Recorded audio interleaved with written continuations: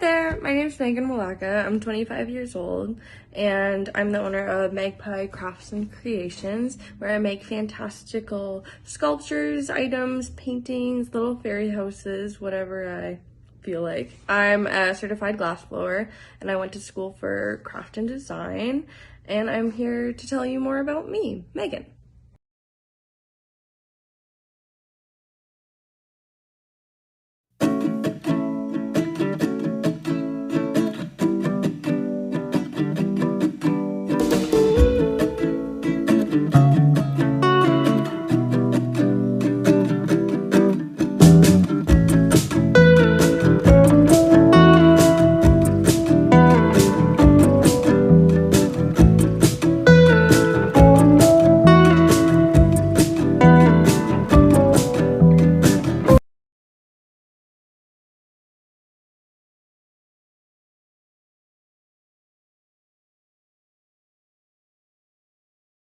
A lot of my art is very whimsical and magical based. I take a lot from nature and animals, and I will create kind of a dark outline of an animal and then add a lot of color and then possibly 3D effects.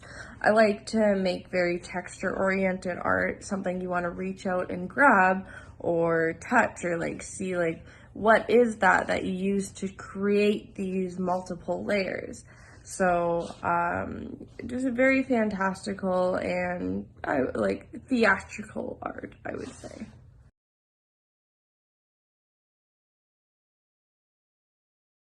So glassblowing. Glassblowing is basically an extreme sport. It's very much like ceramics, except where you have to keep everything on balance, but you have to be very fast paced. You have to work as a team. It's a very making sure what you're gonna do next, making sure you have everything ready to create something out of a substance that likes to move fast, that's extremely hot, using 4,000 degree furnaces to create an object. So you got to move quick, but it feels like you're almost working with a lava type material. It's bright, you don't exactly know exactly what colors you're using in it until it comes out of the kiln. There's a lot of steps that you have to make sure you do in order, but it's a very thrilling and exhilarating form of art. I walked past the glass studio when I was doing art fundamentals at Sheridan College, and I just saw the fire and the teamwork. And I was a figure skater for about 15 years, so there's really a need for an ability to kind of dance around the room and create. That's a very important skill to have when you're doing glassblowing. And it's just really, really fun. You have to have fun with it. And yes, there's times it's called a hot shop for a reason. It's like kind of being thrown in a kitchen and you've got to get all of this stuff down pat so that you can bring your creation to life.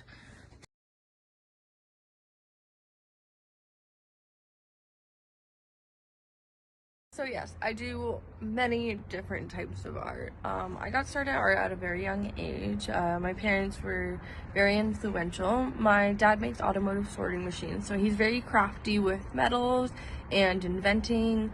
My mother is a very, very good seamstress. She would always make us wonderful costumes, and for our skating carnivals and everything, me and my sister would both skate a lot, and we had these wonderful Disney themed carnivals, and I'd always help her with creating all of these costumes.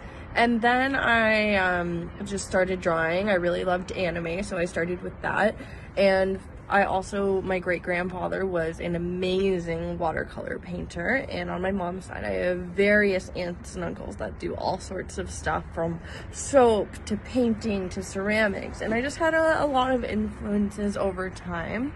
And when I got into art school, I met my best friend Meredith, and we both would do art together. Whenever we hung out, we would take a canvas and I'd do one side and she'd do the other.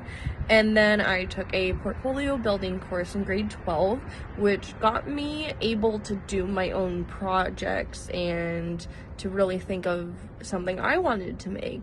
So that kind of took me into more sculptural and ceramics.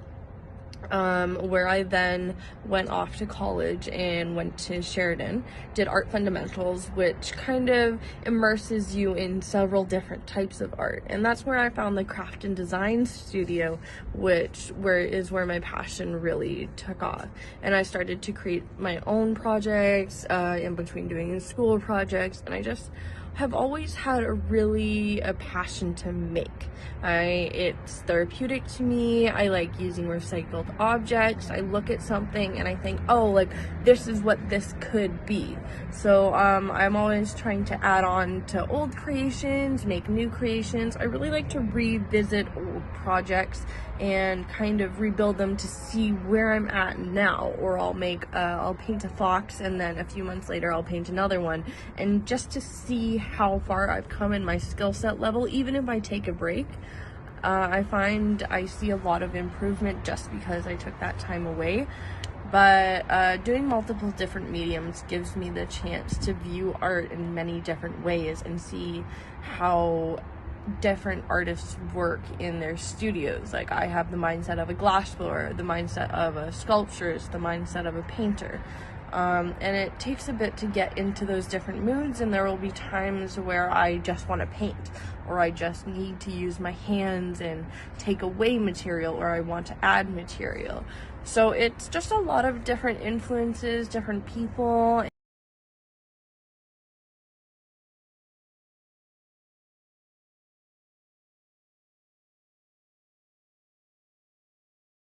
So yeah, I was a figure skater for about 15 years. I got put on the ice when I was 3, got my first pair of skates.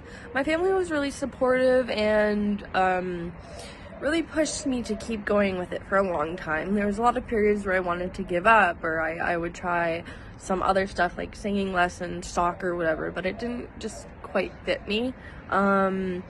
And skating really got me into more performance arts and to open up to people, and I was a bit of an introvert when I was younger, so performing in front of people and meeting coaches that were amazing influences, and other girls like Caitlin McKinnon, who always pushed me to do better, and she's one of the most amazing figure skaters I know. And she told me a story once when we were younger that she wanted to be as good as me, which is crazy because she's if you saw her, she's like magic on ice. But through doing synchronized skating in grade 11, which is a very team-oriented sport, there's about 16 girls. You have to link arms, do a whole routine together without knocking each other over, hurting each other, because it is a little bit dangerous. Helped me really develop my team abilities to go into glassblowing and be able to do an art form in front of people and showcase my abilities. So it's a very high stake kind of game, and it pushed me to try new things. Like, I just walked by the Glassblowing studios and I was like, hey, like, I could maybe do that. And I didn't realize until later how much figure skating has actually attributed to my artistic style, to talking to people, to my ability to interact, connect, and create a basically theatrical production, or create 300 pumpkins with my teammates at school. So all of that really kind of came together, and also the costume design in the beginning of skating and helping my mom out was a really wonderful thing. And I got to spend a lot of time with my grandparents, always there supporting me, and it was just a really awesome thing. And I still am connected to all of my skating coaches and a lot of the girls. So yeah, it is fantastic. 100% recommend skating, even though it's a little bit crazy sometimes. But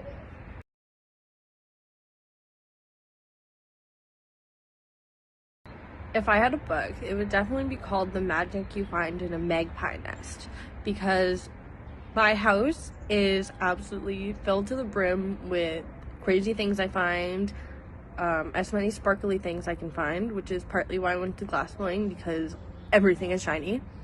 And when I was a kid, I would honestly make myself huge nests out of crazy blankets and whatnot, and I've always been called a little magpie my whole life, just because I will find use in amazing things and objects. And being a Wiccan, I just try to find magic in everything. I try to really manifest good energy and find creation and beauty in everything life has to offer. So I love to be a free little bird. I move a lot, and I always bring all of my things with me, and I will immediately set up my entire house and find places for all of my objects, and I am always moving around all these little things to present the things that are most inspiring me of my objects out front and center in my home. And I always feel very cozy, and my environment really inspires a lot of my work. I just have to sit there to find things that I want to go pick up and will use for new inspiration. So yeah, that'd be my book title.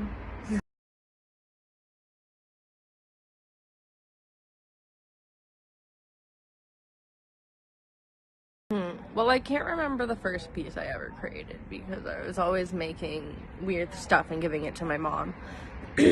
But the first thing that mattered that I made, that really mattered to me and made me decide to go to college and pursue art, was this huge painting, like the size of a wall, half a wall, of a Lion King tribute. Lion King was my favorite movie. It was one of the movies that I would make a little nest or make a little weird cave for myself to sit in as I watched it and pretended to be a lion, because let's face it, that's exactly what I did a lot. But so it was this father lion, so based off Mufasa, and then a little cub walking up to him, Simba, and it was extremely colorful. I started with watercolor, and then I did an acrylic outline, and then I did more, and then I added ink, and it was the first time that I really felt that I discovered my style and discovered how I love to layer things. And to this painting, it was just on canvas. I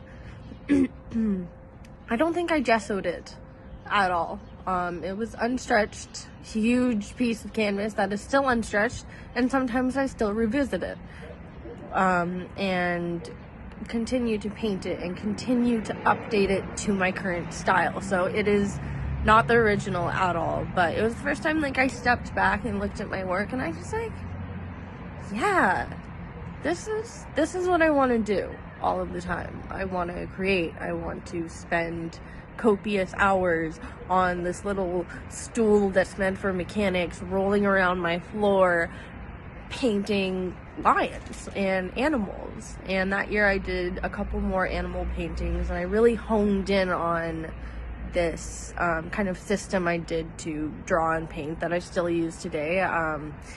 And sometimes I still do it backwards. In this painting, I painted over it so many times and used so much more paint than I really needed, just because I refused to plan out my colors. I try a little bit harder.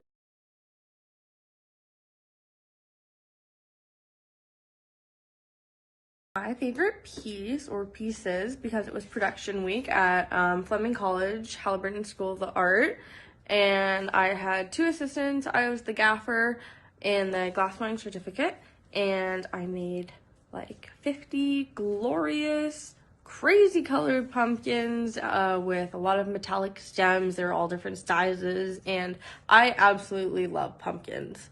I bought way too many for Halloween this year. I like to paint them, sculpt them. They're just such a fun squash. So yeah, my glass pumpkins.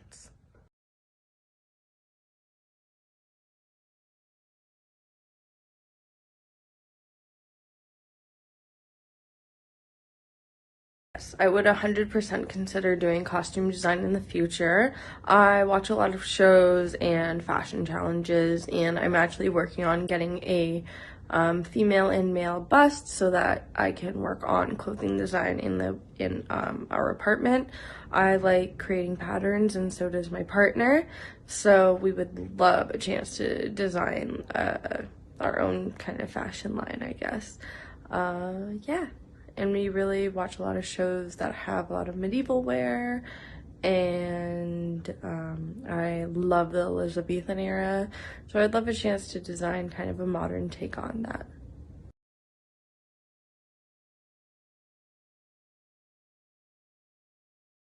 This is currently the project I'm working on. It's a little moth fairy, kind of like a fertility fairy. Yeah, super cute. I'm just working on adding a couple more embellishments on the wings. It's felted, so you just use this tool and you use these sponges and felt stuff into kind of knots like that. So, yeah, it's close to being finished.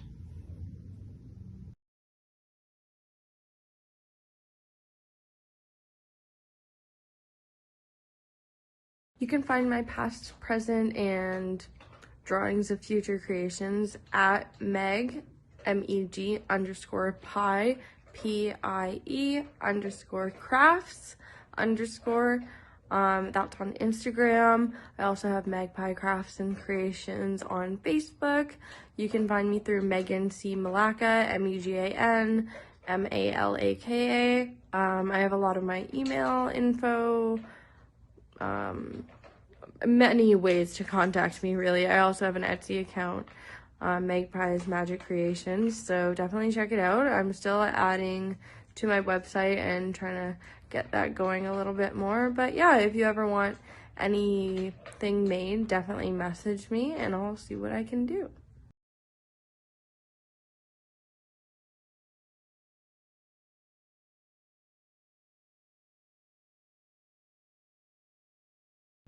So it really comes down to just having an actual strategy, laying out your plan, doing a drawing of it, and good communication. If you're working with teammates, you can work alone, but it's a little more difficult. Things can happen in between, like you're passing it to a different pipe to turn the piece around so that you can create an opening for a cup and whatnot. But the longer you work on the piece realistically, the more time you have to mess it up for it to drop. But the thing with glass is that you can always remake it. You can't be scared to break a piece. So yes, you make really detailed and oriented things, but it's because you've had to make them so many times to be able to really find out the order in which you want to create your piece. Because a lot of times with glass, it's very backwards in how you have to first create the piece. Like goblets are kind of upside down, and then you have to make the stem separately, then attach it, then flip it and open it. So it's really just a balance of timing, making sure you're paying attention to the temperature of your piece so you don't create stress in the glass and because if it gets cold in one point, it can crack and create stress. So it's just a lot of attention to detail, and I have ADD, which is a huge thing that a lot of glass blowers kind of tend to have, or so I've noticed. But it creates the ability to multitask and to be able to pay attention to all these different things that you have to be focused on or half focused on, or asking your assistants, half shouting orders, and just to create this outcome. But you have to have a rough draft, and you kind of take it from there.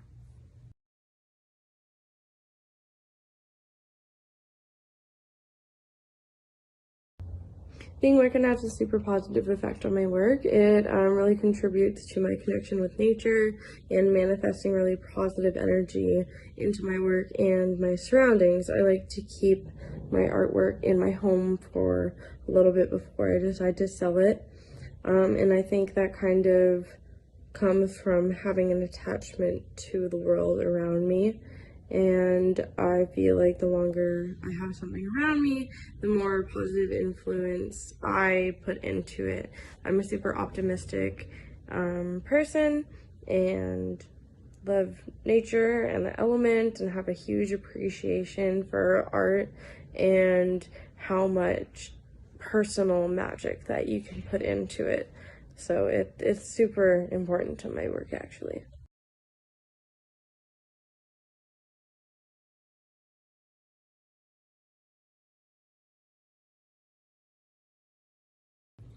My advice for struggling artists would be just keep making. Don't get stuck in making one thing. Don't